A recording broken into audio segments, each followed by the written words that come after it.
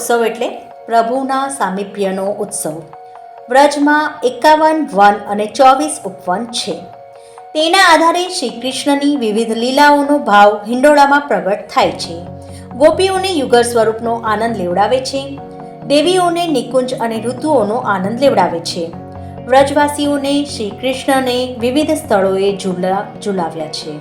કદમની ડાળે, સંકેતવનમાં, શ્રી ગોવર્ધનની તળેટીમાં, શ્રી વૃંદાવન ધામમાં, શ્રી કુંડ, કામવન, આ સ્થળે શ્રી કૃષ્ણએ લીલા કરી છે. ભક્તો આ લીલાઓ હિંડોળા દ્વારા પ્રગટ કરે છે. પ્રભુને હૈયારૂપી ચોકી પર પધરાવીને ઝુલાવવા એટલે હિંડોળા.